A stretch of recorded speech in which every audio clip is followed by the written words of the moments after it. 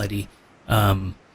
And I'm okay with it. It's really okay because I can't really tell the difference in quality at the end of the day. For PvP footage, I can't tell the difference. And I think one of the reasons is because game footage like World of Warcraft, the textures and stuff are 8-bit. All right, we're not talking about high dynamic range.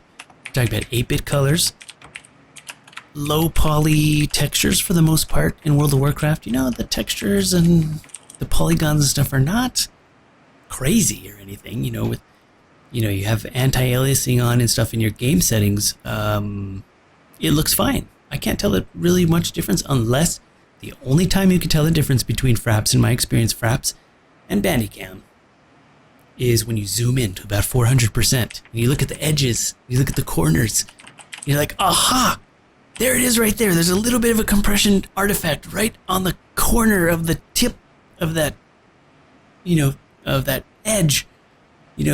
That's what you see when you get Bandicam, but you have to, who zooms in that far? Nobody does. So it's okay. I'm Famous Life says, why don't you use NVIDIA? I built 2 systems with NVIDIA, and I will, my next system that I'm building will be with an NVIDIA 780. Because I do like the CUDA cores, and I do like NVIDIA. I got a really good deal on this AMD when I bought it a couple years back, so, I've just been, it works, so I don't change. If I had money to buy some more NVIDIA cards, I would, but they're expensive. They get there. And recently they haven't been dropping in price very fast like they usually do. Oh yeah. Yeah, I'm saving up, saving those bones, man. Graphics cards are, I always get so jealous when somebody says, "Oh yeah, I just put 2 780s in my rig." Like, what? Yeah. What? I wish. I get so jealous, but I don't really get jealous. Got this. I don't get jealous. That's awesome. If you can do it, then do it, because it'll be fun. But pretty soon here, I'm going to be getting my 480, hopefully, in this new project that I'm working on.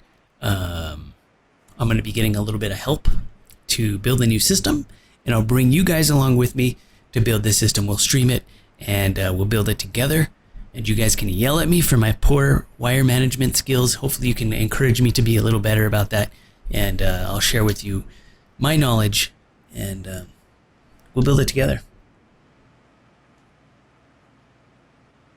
All right, guys, any more questions on this? I was going to mention Shadowplay. There's a lot of big Shadowplay fans out there.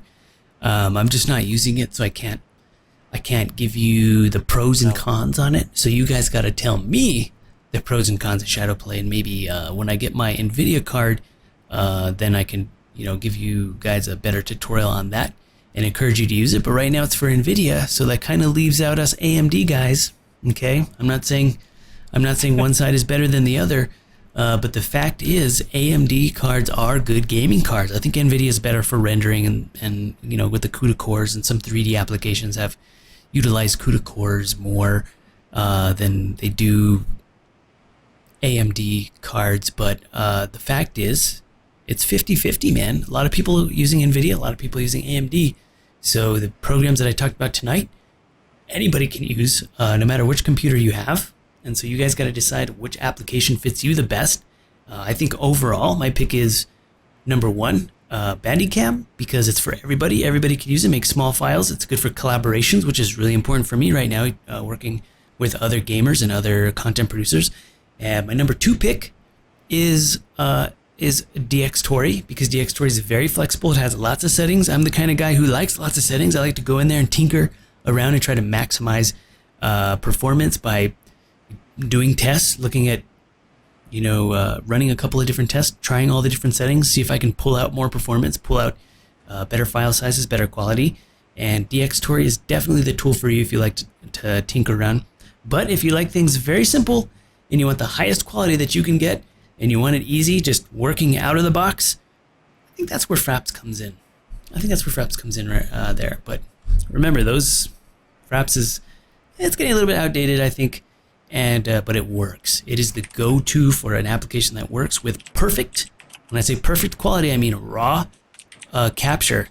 That means what you see on your screen is exactly what Fraps dumps onto your hard drive, and no loss or anything, but it's pretty intensive on your hard drive and your CPU. So what do you guys think? What is your number one pick, Tristan? Well, it's not really a number one pick because I haven't really been able to experiment with Bandicam yet. But in terms of quality, it's going to be Bandicam. If you want simplistic, we're talking Fraps because Mm-hmm. you just plug it in, set where you want it to save, and click record, or whatever hotkey you have it set to. And then if you want options, then yeah, looking at DX Story, I'm thinking you have a lot of options there, which I like Yeah, some of it because lots it of does things features. that I would like my computer to do. Nice, nice. And what about you guys? What do you guys think in chat? Are you convinced? Did we convince anybody to try What are your something new? favorites? Tell us. We need to Or know. did you guys already know all this stuff? You're like, I already knew all this stuff. You guys are noobs. I got a lot of updates. I have DX Story and Fraps right now. Mm-hmm. Oh, Volchan is talking about action. That's another one that I don't know too much Yeah. about. So we just kind of talked about the heavy hitters, but there's still some ones out there. Let's see. There's going to be Shadowplay, and Camtasia was another one that Evelyn mentioned. Camtasia Studio, is that how you spell it? And then Volchan just mentioned another one, Action. He showed me a link. I actually went to the link and I investigated a little bit, but I didn't actually try it. So he'll have to give us what he thinks, what his experience is with that. But these are the other ones that and then Volchan says it's Mirillus. He likes Mirillus Action. That's called Mirror. We'll put this one on here so other people can go there and check it out as well. And can you tell us, Volchan, why you like that one? What do you think is what does it do that gamers want from a capture utility, and how does it maybe overcome some of the limitations or cons that the other capture utilities have?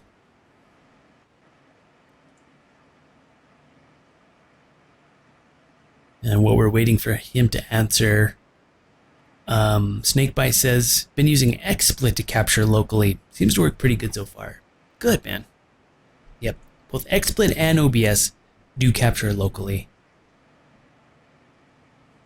And see, the cool thing about using OBS and XSplit to capture is that you can set everything up on your screen to capture, just like the stream. Like, let me see here. If you want to set up webcam, you want to capture with your webcam on the screen, and you want to put, other things on your screen during the capture, OBS and XSplit, bam, problem solved.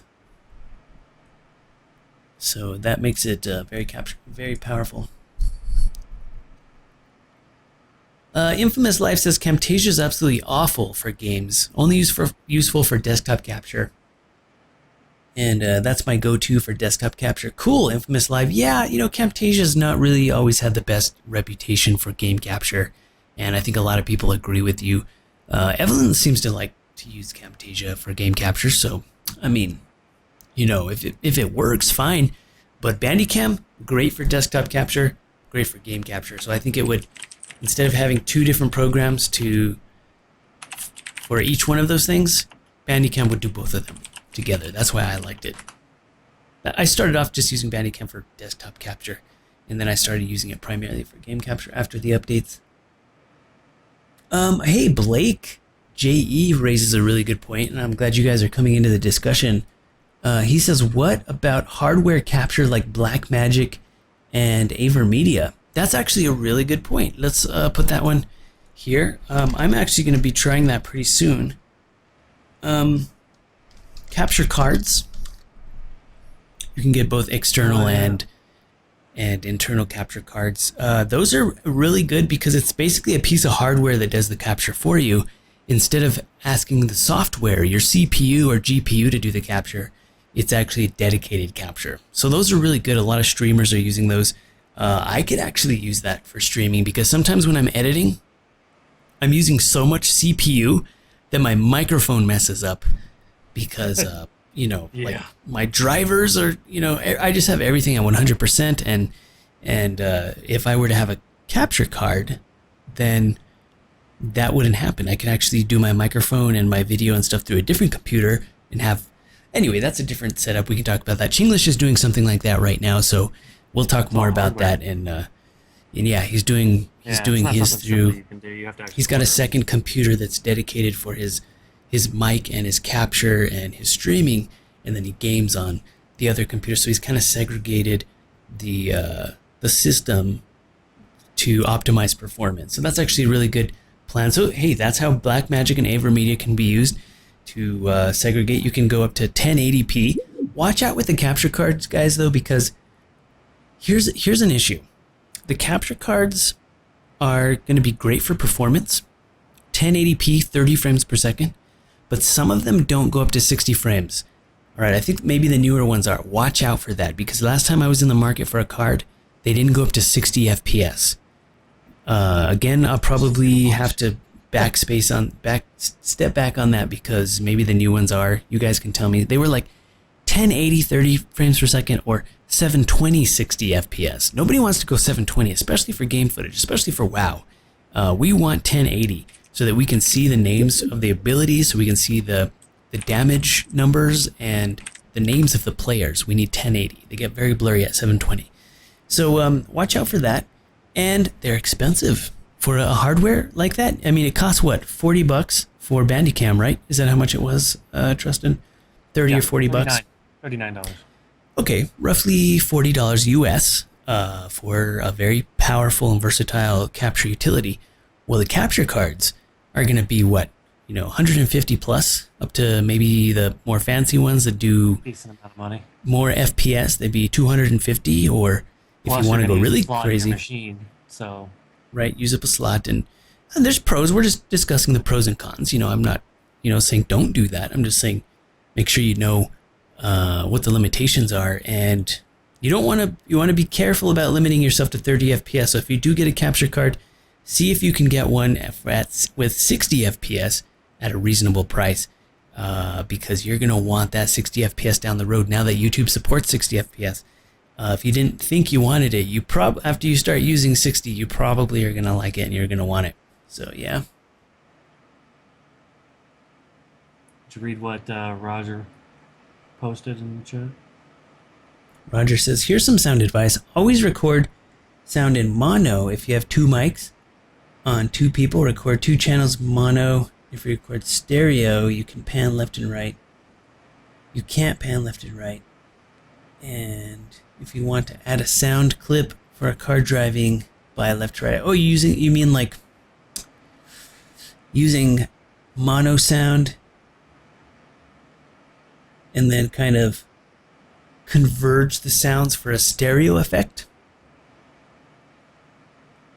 That sounds pretty cool. That's a trick you can do, because microphones basically are most microphones are a one channel mic.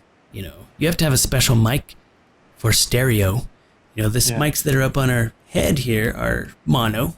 So is this nice condenser microphone that I'm talking into. It's mono. And it turns into stereo after it goes into the system.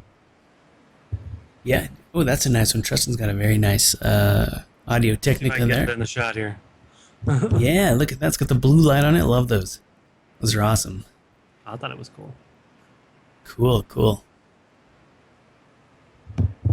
Volchan, he responded to the question. Okay, the question for Volchan that we asked him was about Marilis Action. Is a capture utility that he just turned me on to that I haven't really tried out, but I was looking at it, and he says the pros are low CPU usage. Okay, very important. Very high quality.